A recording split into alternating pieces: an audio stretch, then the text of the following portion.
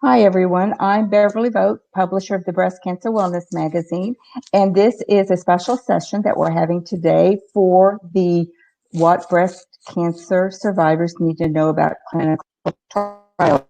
It's a session we're going to actually be discussing what it's like to have a real life experience with a breast cancer survivor who's actually going through a clinical trial, and we may be joined by a couple of other breast cancer survivors in this session. I'm joined today by Stacy Lewis. Stacy is with the Young Survivors Coalition. She's been with that organization since 2005, and I met Stacy many years ago at a breast cancer conference, and I have long appreciated the work that she does in this very important space for young women being diagnosed, for all individuals young diagnosed with breast cancer.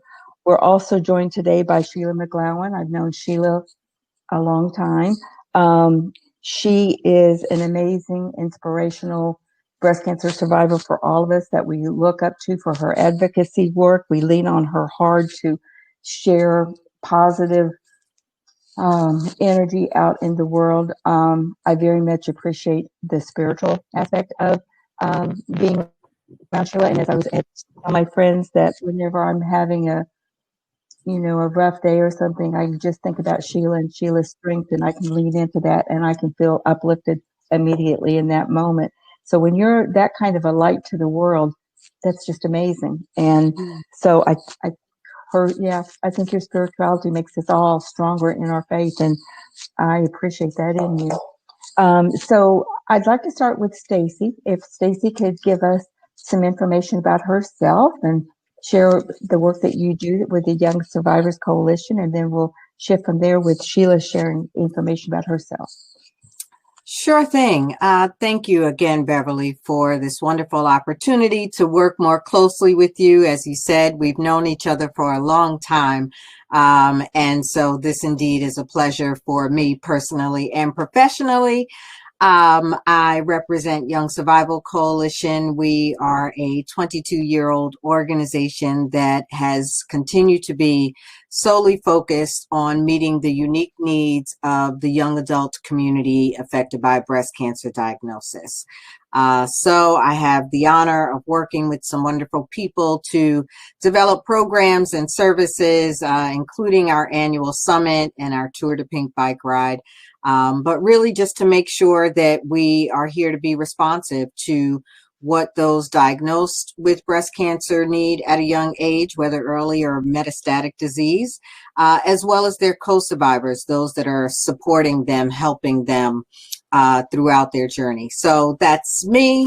You can find out more about YSC at youngsurvival.org. Thank you again, Beverly, and it is wonderful to be here with Sheila, Cate, and hopefully Dikla will join us today. And there she is. There she is. So thank you for joining us. So we were just giving a brief introduction of ourselves, so your timing is perfect. Right. We may be joined by Cate in a little bit, but if you want to jump in and share with us some quick information, and then from there we're going to transition into sharing about your experience being involved in a clinical trial. Sure. So I'm Dikla Benzeevi, and I've been living with breast cancer for 18 years, metastatic breast cancer for 16 years, and I've been on a host of therapies, over 15 cancer drugs, and I'm currently on my second clinical trial. My breast cancer is HER2 positive and hormone receptor positive. So those are the details. I was diagnosed originally in my early 30s, and still plugging along. Sheila and I are on the same trial. Today I had my treatment, cycle 38, woohoo! And I'm here with you now. Mm-hmm. Awesome. Thank you for joining us. And Cate has tried to join us. There she is. Cate, can you hear us? I can hear you. Can you hear me? Yes. Yay. So would you like? Yes. There are times of charms. So would you share with us a little bit about yourself and a little bit about your journey? until you Yes. get cut off by the world of technology. Yes, I'm Cate North. I was originally diagnosed with breast cancer in 2000, had a mastectomy, chemo treatment, had a local recurrence in 2007, and underwent radiation. And then I had a metastasis in 2016.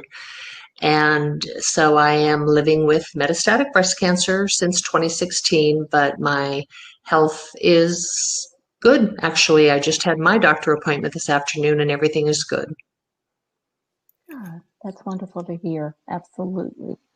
So I'm a 28-year breast cancer survivor, and I can tell you back 20, almost 3 decades ago, clinical trials were just not, they just were rarely spoken of.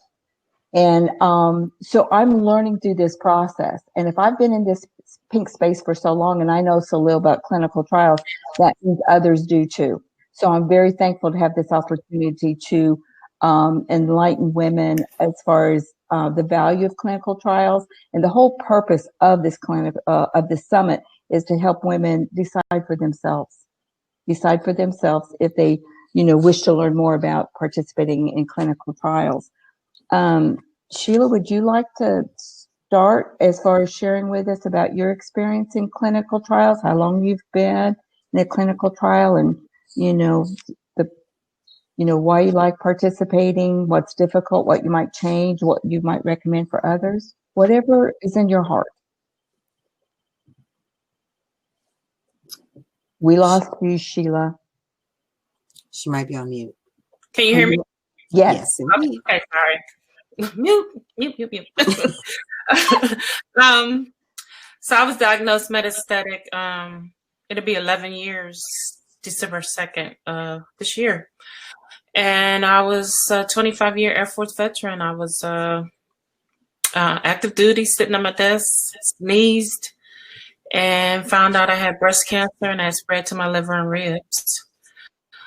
So before I decided to join a clinical trial, I was on 6 other treatments. And in July 2018, my 4th rib showed progression. So me and my doctor was talking, and she said, well, it's a great clinical trial that's out, and I want you to try it. And, I was like, okay. But then I wanted to show Black women that we need more participation as far as participating in clinical trials. Not only Black women, but researchers that recruit participants to participate in clinical trials. So me and my doctor talked about it, and she said, well, you can go on, other different drugs. And I was just like, no, let's try the clinical trial. And she said, well, this is an 80-year-old woman on it. She's doing really good. And I was just like, it's 80-year-old woman. I'm 50. I can do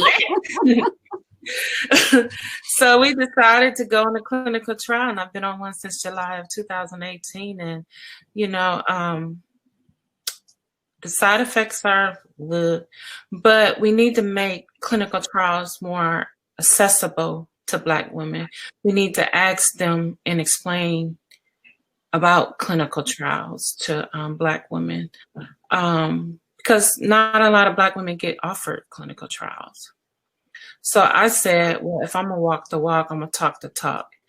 And not only will this, it did get FDA approved, but not only will this help me, but it'll help generations 5, 10, 15 years down the road.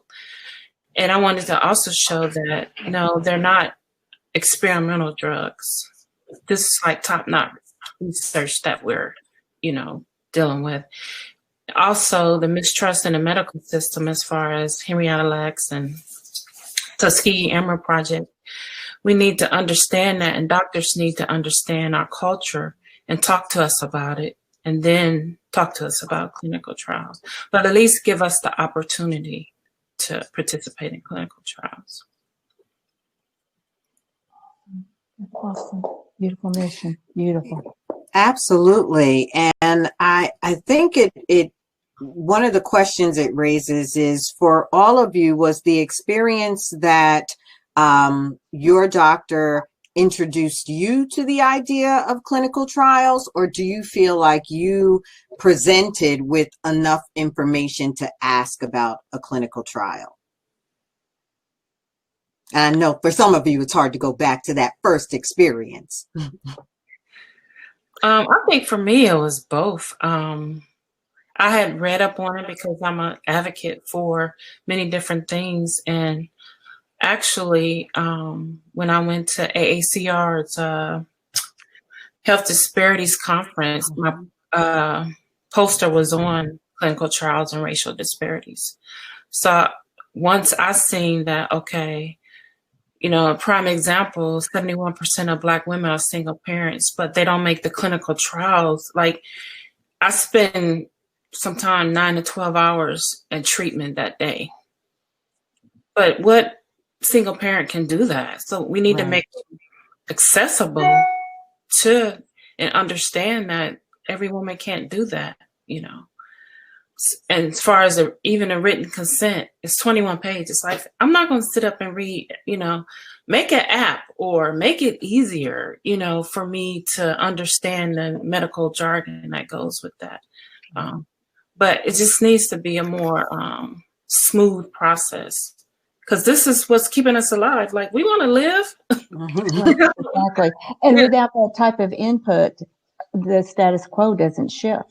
Right. And so having that kind of input, you know, I have a saying, sometimes the status quo has got to go, you know, but sometimes we have to remind them, we have to give them the input.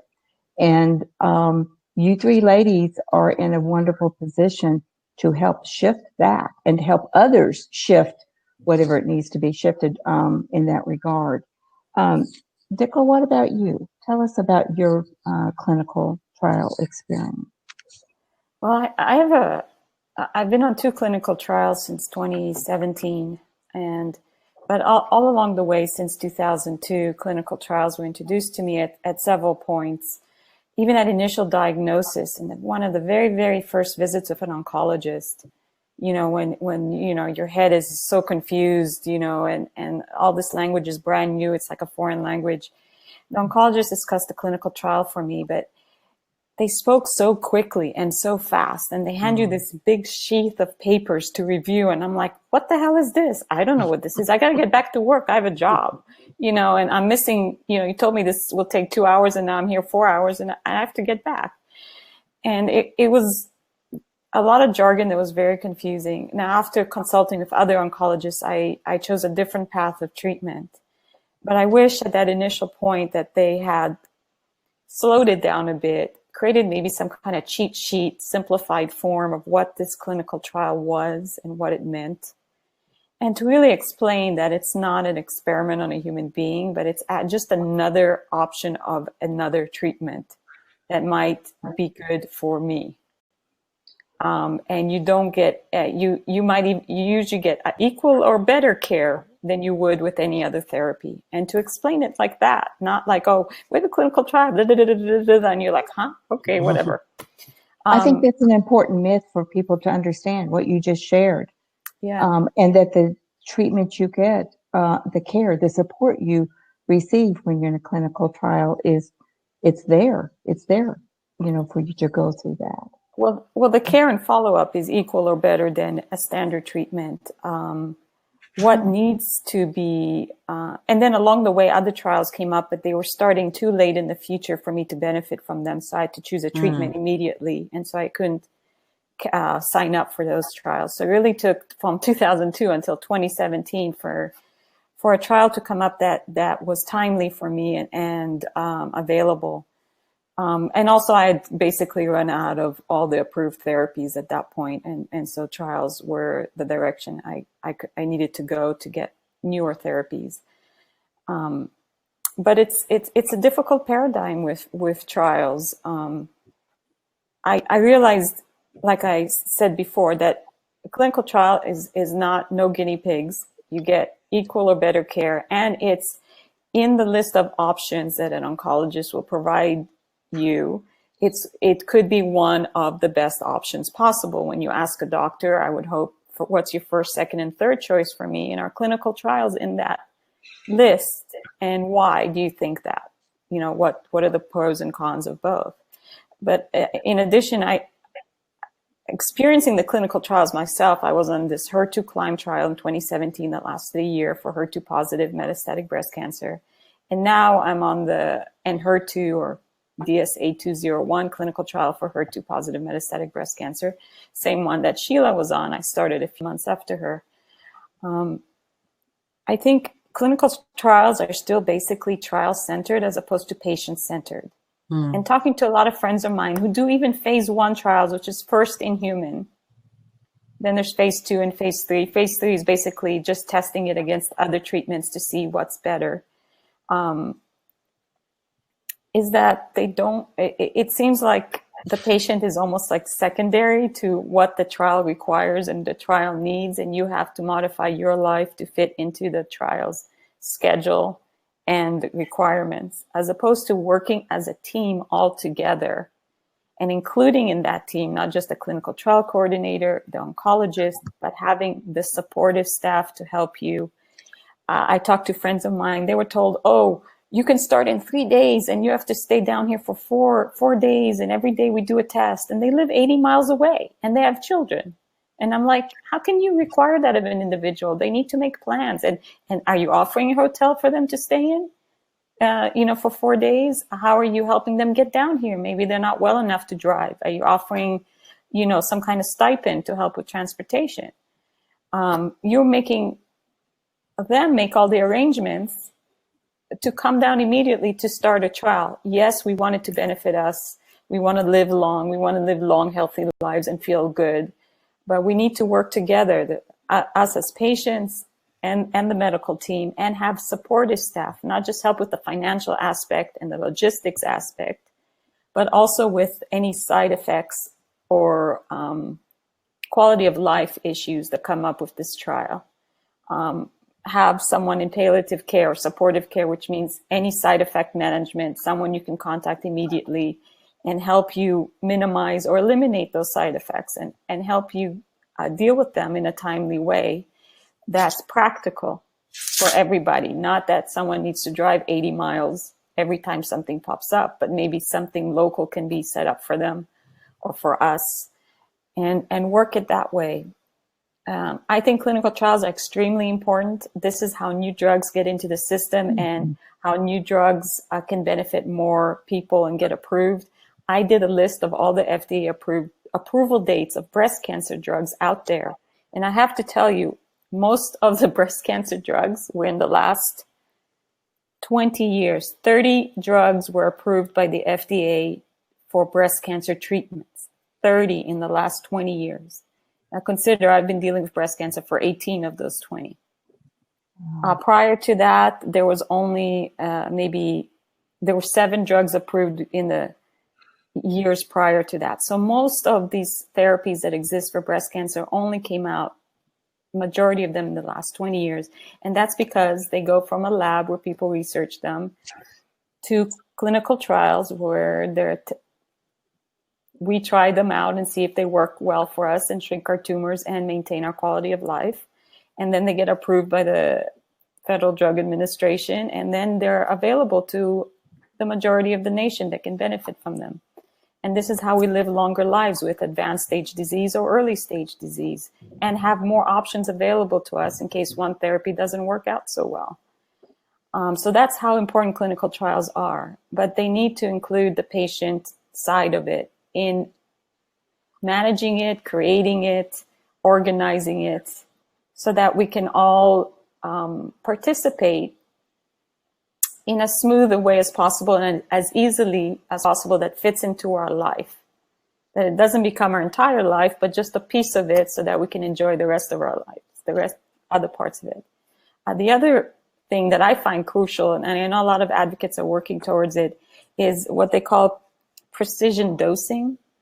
A lot of trials, they look for maximum tolerable dose, which means what's the highest dose this person can tolerate before they're just so sick you can't just give them any more. And I don't think that's a good paradigm. I'm not sure how it can work out. Have to speak with researchers and everybody and scientists, but finding the minimum effective dose, I think that would be a great goal. So what's the minimum dose that would still do the job that it needs to do, and have the least side effects? And they're kind of working on it now, but kind of is every individual metabolizes a drug differently. So some people get the same dose and more of it goes into their bloodstream and they get worse side effects. Another person takes the same dose and less of it gets into their bloodstream, so they get less of the drug. And if there's a way to monitor how much actually gets into their bloodstream, so they can get only the dose that works for them and not too much and not too little. And so they're not, some people just have horrendous side effects and other people have minimal. And one aspect of that could be how their body metabolizes it and how much of it actually gets into the bloodstream. So if they can, like the precision medicine to that, minutia, that level would be fantastic. Then it's really personalized medicine. And that would be great. And then everyone would feel more secure that they're being looked after. That's very incredible information. And like I said earlier, I would think the clinicians, researchers would very much love to hear this information from leaders such as the three of you. Cate, would you like to share with us about your experience? Yes, when I first received my diagnosis of the metastasis, I went, and my cancer profile is ER positive, HER2 negative. So I'm kind of the run-of-the-mill breast cancer. And I went on in-market drugs, which I was on for 2 years. But then my tumor markers, when you get involved in treatment, you give very regular blood donations to the hospital, and my tumor markers were starting to trend upward again. So it was my doctor who presented the clinical trial option to me. I had not done any research on my own up to that point, and he said that there was a trial that I would be a good fit for. And so I said yes, absolutely. And I felt like, not only because it was another option for me to get well and to get back on track and to get those tumor markers back down into normal range, but I also knew that I would be contributing to the body of knowledge of cancer care. And I think all of us, that's one of a big driver for us, is that we're helping to bring these drugs to market and giving patients new options. So I went on the trial in 2018. My experience for onboarding was a little bit different. It was a little more user-friendly, I think. I guess I have to give a shout out to the University of Colorado Hospital.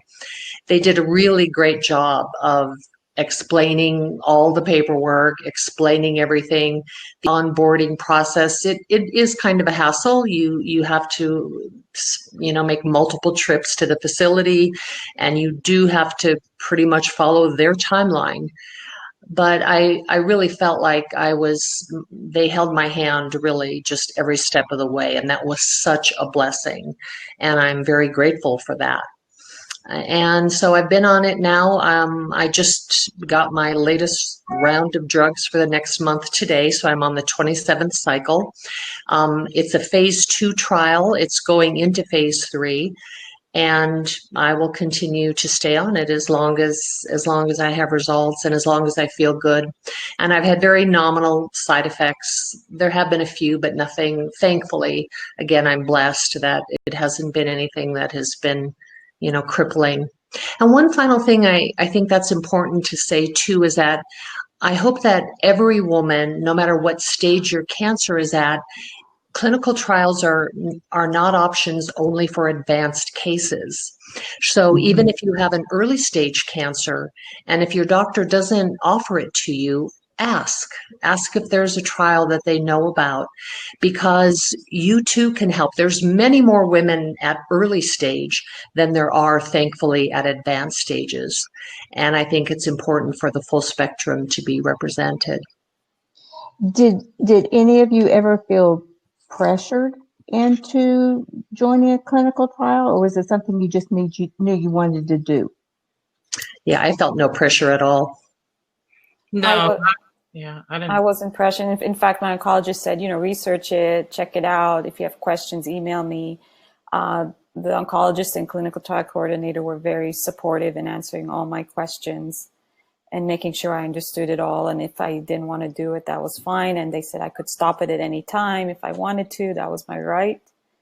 And so they were very, very patient and supportive, whether I wanted, in my review of the clinical trial and if I wanted to do it or not. And they also provided other alternative therapies. It wasn't like they said, this is all you have and that's all we're going to do. But like I said, what's their first, second, and third choice for me, and why you think that's the best choice, that's the second best, and that's the third best. And so we would discuss it on for as long as I needed to. But they would let me know if they said, if there's very few spots left or the trial was going to close soon, that I had to make a decision soon if there was a deadline approaching. Did any of you have the experience? My assumption, and please forgive the assumption, is that you're all being treated at large cancer centers or academic centers. And, I was listening attentively to what Sheila was saying earlier about some of the disparities in amongst people of color, women of color, as it relates to both enrollment in clinical trials and then morbidity and outcomes, health outcomes. And so are there any maybe words of wisdom that any of you would like to share for those that are not being seen at large cancer centers? Maybe how you first went about doing some of that research, or what do you think are the questions that they should begin to ask as they learn about their diagnosis or understand more about their disease? Go ahead. Okay. I think asking the oncologist, do you think there's any clinical trials out there that might benefit me right now at this point in my diagnosis, even if they don't exist here? So create that opening to let them know that you may be willing to travel, depending on the situation, but to at least let you know what's available out there for you and let you make the decision if you need to travel or drive or fly. In addition, there are resources to help pay for travel costs if you have to go out of state or far away for treatment.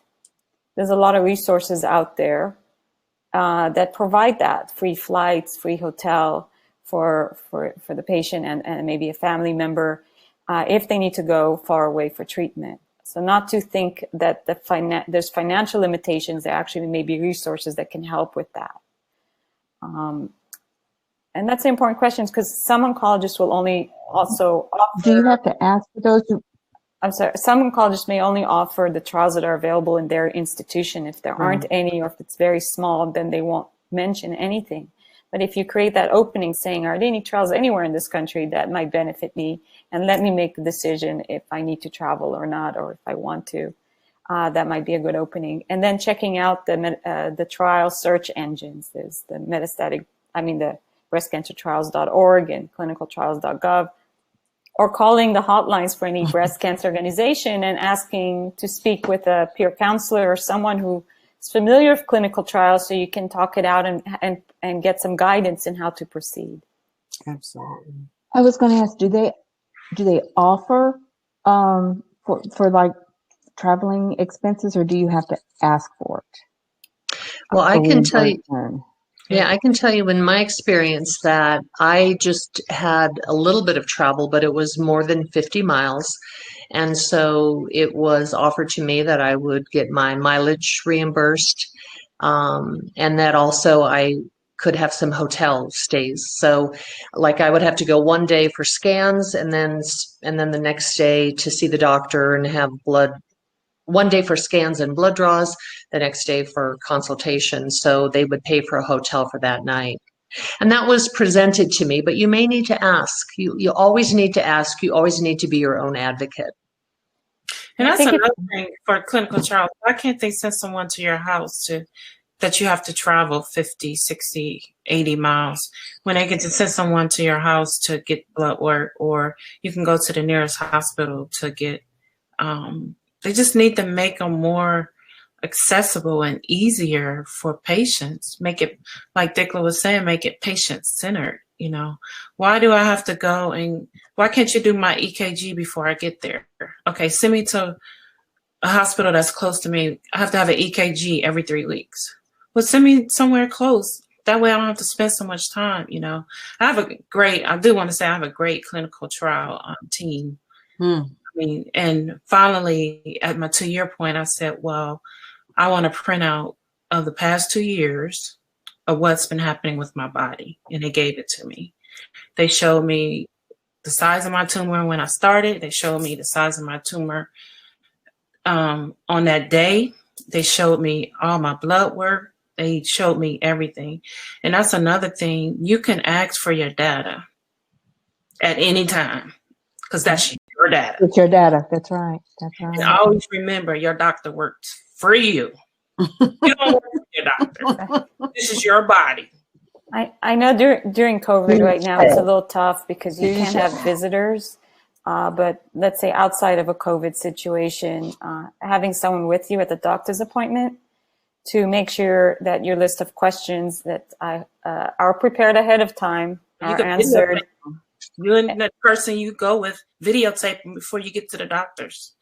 They have a waiting room where I'm at WashU where you just can't go in the treatment center, but you still can have visitors. Okay, great. So make a video. These are the questions I have, or make a journal and have and video it. You know. You mean like a telehealth or? No, because in a clinical trial, I can't do telehealth. I have to see the doctor. I have to. So I haven't been able to do telehealth. But take your phone in with your doctor, and you and the person that you usually go in the doctor's office with, if you have a question, well, I'm having nausea, click it on and videotape it or record it, and then take it back to the person. But yeah, you can still have this, but they just can't go in a treatment center. Yeah. Well, from where I'm at. Yeah, I think Sheila brings up a good point. Somehow changing the logistics of a clinical trial to make it more convenient for the patients, because usually you have to go to a major center or a clinic that may not be local. And most likely isn't local, unless you really live in a big city or near a major center. Most trials are probably not going to be convenient for a patient. So how can you make it more convenient so that more people can enroll in these trials and benefit from them, and not make it such a hassle or inconvenience, even if there's resources that help financially to pay for travel and travel costs and hotel. So that's a very good point Sheila brought up. Absolutely. And even with a great medical team, I mean, my oncologist is always supporting me and helping me. The last trial I was on before this one, I had 1 million side effects. I was just every week in that office with something new going on. I ended up being hospitalized. And it was just a very, very difficult situation. And there's sometimes the medical team seems constrained by the sponsor, the pharmaceutical company requirements or restrictions. And they advocated for me with the pharmaceutical, but I always felt like that was like the godfather that they had to go to get approval, or if something could be skipped, or if you could skip there were certain things that didn't make sense to me. I know that trials are very, very controlled because that's what you need to prove something that works. But I think the human aspect is sometimes lost. One example, and this is my personal opinion, I know trials are strict and I don't know all the details that go into them, but the last trial I was on it was 2 drugs that were known, and one was either the trial drug or a sugar pill. But there were 2 drugs that were for treating cancer that were already FDA approved, that were part of that threesome. And one of them was a chemo that they started at a dose that was FDA approved, but it was a chemo that was known for many, over a decade at least, that most people do not tolerate the FDA approved dose, and most people do not get the FDA approved dose. They get a lower dose. So I knew going in that I was going to suffer because the requirements when you had to be on one dose 2 cycles before they reduce it. You have to suffer through it for 2 cycles, which is 6 weeks, before they reduced it. And I suffered, and then they reduced it, and I suffered some more, another 2 cycles, until finally 3-4 months later, we got to a dose I could tolerate. And I accepted this trial, even knowing going in that I wasn't going to handle the full dose of this chemo right from the get-go, because almost no one does. And if they do, they're suffering the whole way through.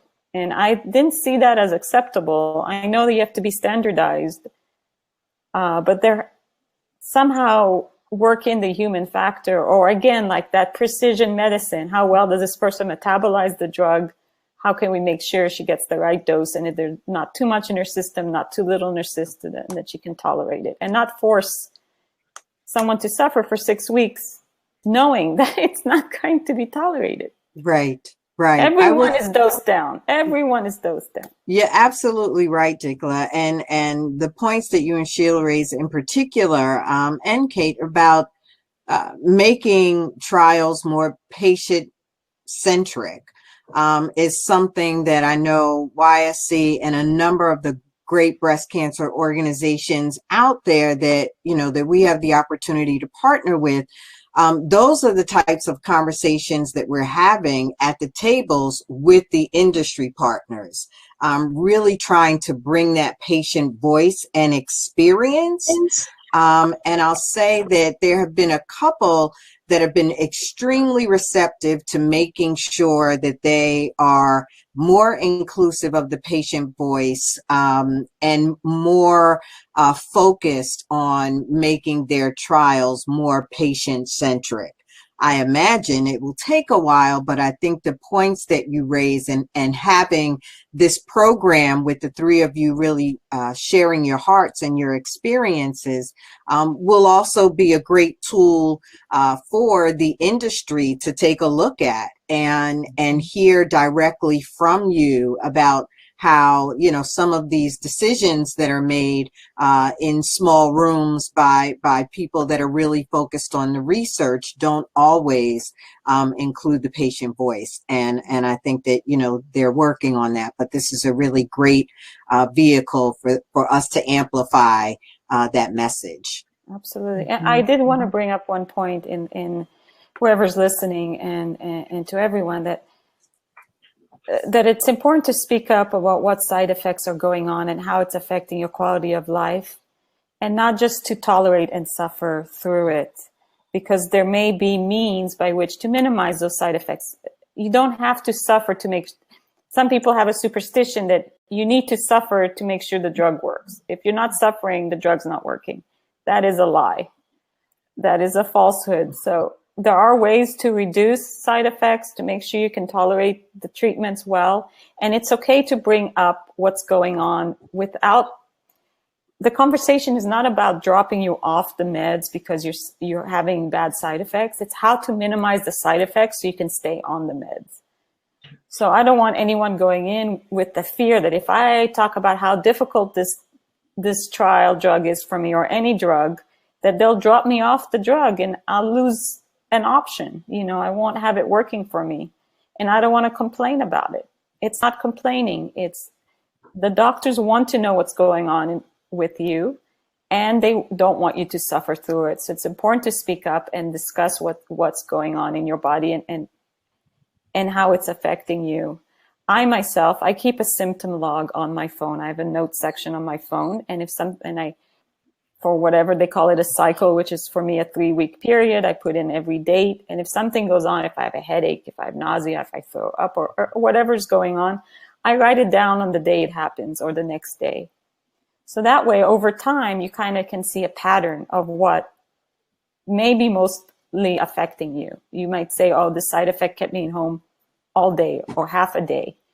And I also list good days. Like I'll put, oh, this was a wonderful day. I felt great. So then you see a pattern, like if you do have bad side effects, are they being managed? And so the next cycle you'll see, oh, I'm feeling better more often.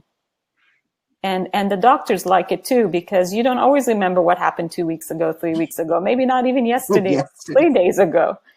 And having this log not only helps me understand what's going on in my body, but helps the doctors as well, because I print it up and I bring it to them. I actually email it to them the day before because I'm neurotic. I love it. And they print it out and they look it over and then we talk about it together. And then I have a list of questions. You know, I look over my symptom log and then I think, oh, I've been getting more headaches than usual or something. Let's discuss that. Or I'm getting more of this than usual or less. And that's a good thing to bring up too. Look, I'm doing better this cycle. That's a good thing. So it's a discussion where both me as a patient and a human being and my medical team work together to make sure that I get the best care and that I feel the best that I can while all this treatment. So I just say to anyone listening, never feel that you just need to suffer through a treatment. Always speak up or have someone with you that's willing to speak up for you, to discuss what's going on with you and how it's affecting you and how you would like to feel better, in what ways that is. Yeah. That's incredible advice, all of it. Kate, would you like to share anything that you wanted to either see different or like changed in the clinical care space? Yeah, well, I think I'll just echo what everyone's saying, is that these trials really need to be available to everyone, and especially underserved communities, whether it's women or men. Let's even talk about men. Men get breast cancer, right? And I feel sorry for them because they're kind of left out of this pink wash. So let's make sure that all underserved communities have easier access. And I agree that I think the only way that can happen is if some of the testing that could be done somewhere else, like a blood draw, it certainly could be done closer to home. And I will say also on the side effects, that it's important to bring up even things that maybe are minor, but just things that, wow, like when I first went on my drug, I had this crazy sensation of these lights that I was seeing. I was at a concert, and at first I thought, oh, this is like part of the concert. And it wasn't. I asked my friend, are you seeing what I'm seeing? And she said, no.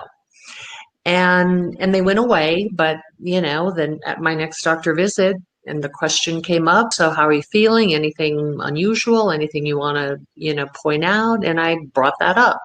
So it's important to report everything. And really it is a communication process all the way along.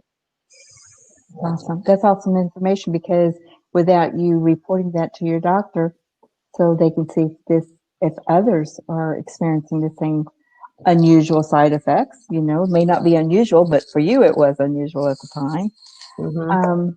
Ladies, thank you all very much for this incredible insight, this experience. I'm excited to share it with the world. I thank you all for participating. I thank you for being the leaders and the advocates that you are. I thank you very much for that. Thank Stacey, you. Thank you for the you very opportunity. much. Thank you. Thank you, Beverly. Thank you. Beverly. You all Wishing take you all well. care. Yeah, love you guys. Thank you so much. Love you guys. Absolutely. Bye. Wonderful to Bye. see Take everybody. care. Hey, Stay strong. Okay. thank you. Bye. Bye-bye. Bye.